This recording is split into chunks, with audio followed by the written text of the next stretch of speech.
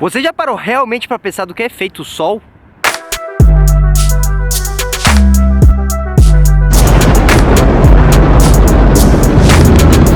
E aí, seus loucos, meu nome é Henrico Vidal e sejam muito bem-vindos ao Proton Lab, o canal mais maluco científico do Brasil e se pá do mundo, mano. Você provavelmente já me conhece do meu outro canal de vlogs, mas se não, muito prazer em tê-lo aqui comigo e tamo junto. Hoje vamos falar de um assunto que você provavelmente já se perguntou em algum momento da sua vida, mas provavelmente esqueceu de tão quente que tava no dia. Hoje vamos falar da nossa querida bola de fogo, que sempre é generosa o suficiente para deixar várias pizzas embaixo do nosso sovaco. Por que será que esse gigante do sistema solar consegue nos deixar bem quentinhos, bem iluminados e basicamente faz o mundo ser como ele é, cheio de vida? Antes precisamos deixar bem claro do que é feito o nosso Sol e também qual que é a ligação dele com o nosso próprio corpo, sem papo de hippie doidão. Você sabia que não existe só 3 estados da matéria? Geralmente aprendemos na escola que existem só 3 estados da matéria: o líquido, o sólido e o gasoso. Porém existem mais 2 que você provavelmente não conhece. Se conhece, você conhece da forma errada. Um é o condensado Bose-Einstein e o outro é o plasma. O condensado Bose-Einstein é algo fascinante. Eles são o que chamamos de supercondutores. Os supercondutores levam esse nome porque quando resfriados a temperaturas criogênicas, seus elétrons entram em superposição,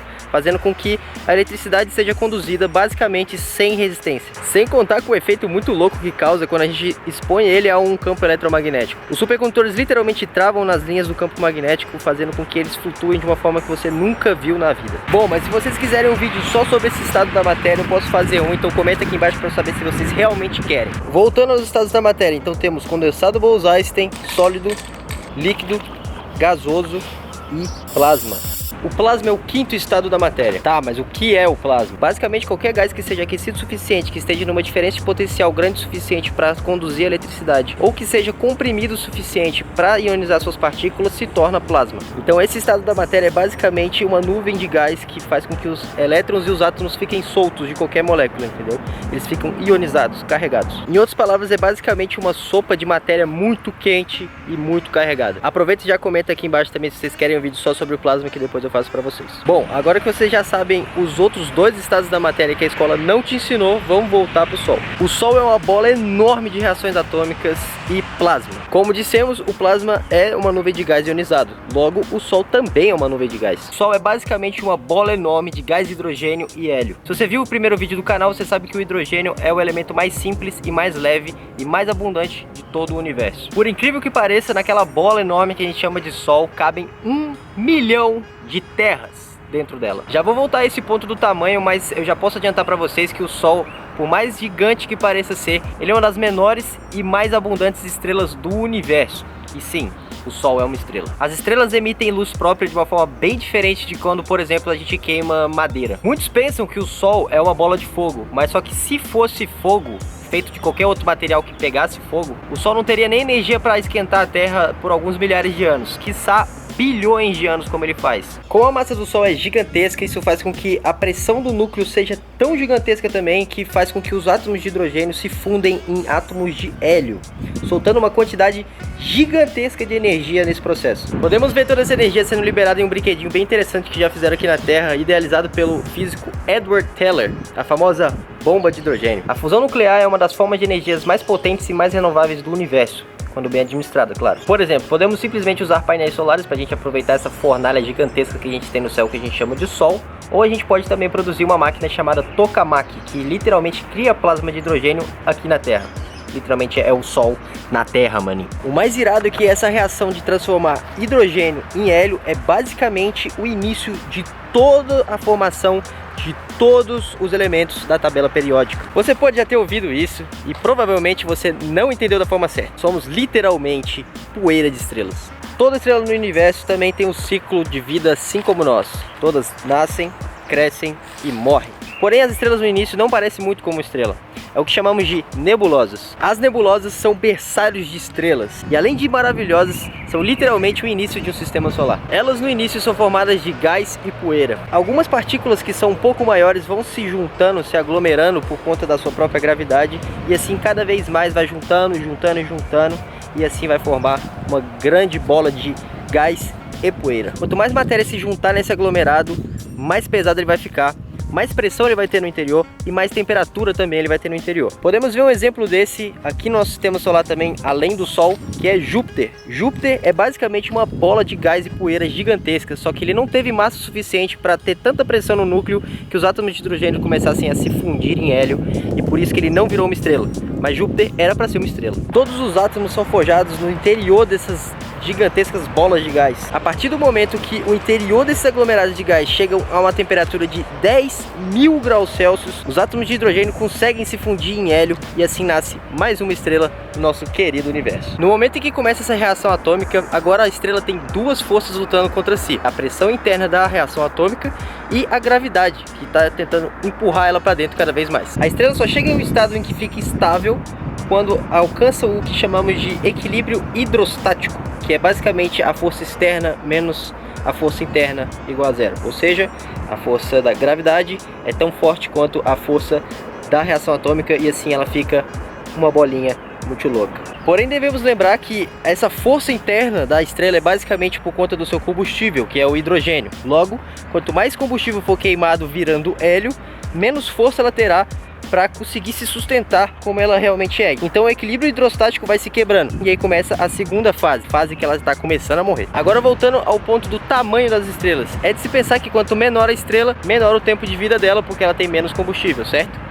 Errado. Quanto maior a estrela, mais rápido ela vai queimar esse combustível, porque ela tem mais massa para espremer mais ali o interior dela e ter mais pressão, mais temperatura, então mais átomos de hidrogênio vão se transformar em hélio. Podemos pegar os casos das estrelas que são até 80% da massa do Sol. Essas estrelas vão consumir lentamente o hidrogênio que tem no seu núcleo e vai chegar em um momento em que a pressão interna é menor do que a gravidade, então a gravidade vai começar a espremer ela até que ela vire uma anã branca. Uma anã branca se estabiliza quando ocorre uma coisa que a gente chama de princípio da exclusão de Pauli, que diz que fêmeas idênticos não conseguem ocupar o mesmo estado quântico, fazendo assim a estrela ficar estável, porque isso causa como se fosse uma repulsão a todos os átomos ali que estão na anã branca. Já no caso das estrelas que são 0,8% a 2 vezes a massa do Sol, a história é um pouquinho diferente. Nessas estrelas, quando o combustível atômico começa a se esgotar, a pressão externa começa a ser maior também. Só que quando ela vai colapsando, a pressão interna sobe tanto e a temperatura sobe tanto também, que outras partes da estrela que tinham o hidrogênio começam a se fundir em hélio, e assim faz com que acumule cada vez mais hélio no núcleo da estrela. Quanto mais tempo se passar, mais esse hélio vai se acumular no interior da estrela e mais quente ele vai ficar também, até chegar a 10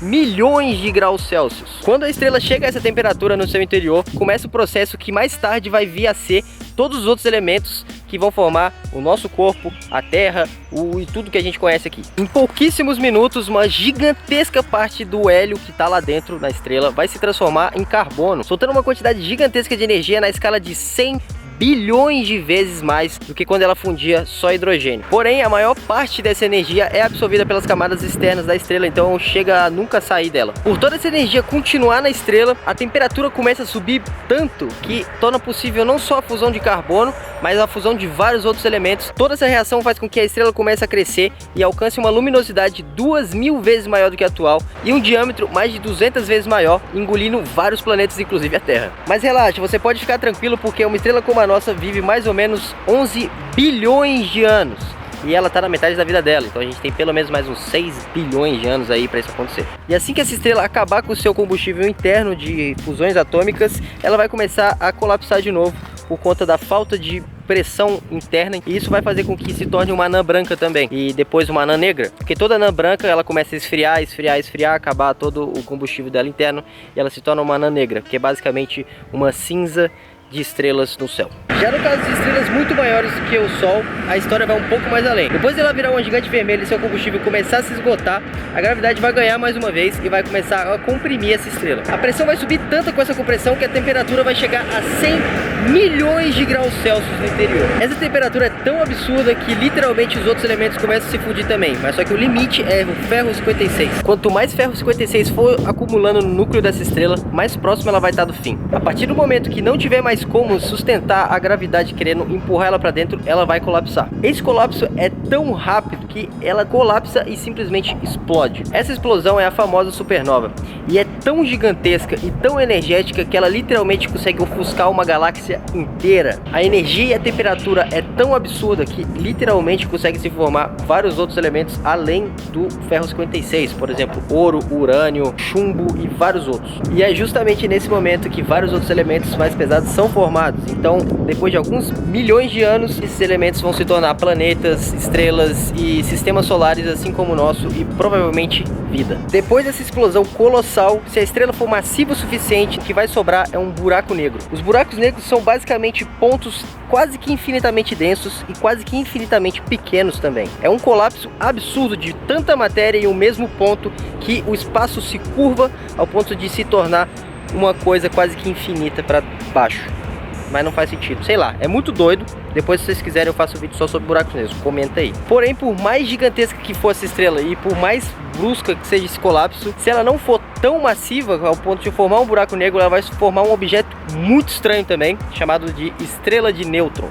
Essa estrela de nêutrons se torna possível porque os núcleos dos átomos estão tão próximos uns dos outros que literalmente todos se tornam nêutrons. E o que faz essa estrela de nêutrons ficar estável é justamente o que faz ficar estável o núcleo dos átomos, que é o que a gente chama de força nuclear forte. Para você ter uma noção da densidade dessa estrela, se você pegar um cubo de açúcar do tamanho, desse tamanho assim, ó, e segurar na sua mão, ele vai pesar 100.000 toneladas.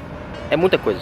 Como podemos ver, o universo é muito mais bizarro do que a gente podia imaginar. Estrelas morrem, engolem planetas, formam buracos negros, estrelas de nêutrons. Mas isso tudo é só um detalhe perto do potencial que as estrelas têm. As estrelas têm literalmente o poder de construir átomos mais pesados e mais complexos para que um dia esses átomos se tornem planetas, bactérias, vida, nós, e assim tornando possível que o próprio universo enxergue a si mesmo e estude a si mesmo e viva. Você querendo ou não, somos todos poeiras de estrelas, todos viemos do mesmo lugar e todo mundo também vai voltar para o mesmo lugar. Também por isso que eu vejo a ciência como a única forma de conseguir literalmente enxergar o mundo como um só, fazer com que as pessoas entendam que todos vieram do mesmo lugar, que vão para o mesmo lugar, e assim a gente construir um mundo muito mais pacífico. Bom galera, assim vai terminando o vídeo, espero que você tenha gostado, espero que você tenha aprendido algo novo, e se você gostou do conteúdo e quer mais vídeos como esse, comenta aqui embaixo, dá like no vídeo, se inscreve no canal que tá vindo muita coisa pela frente. Eu sei que o último vídeo faz algum tempo já,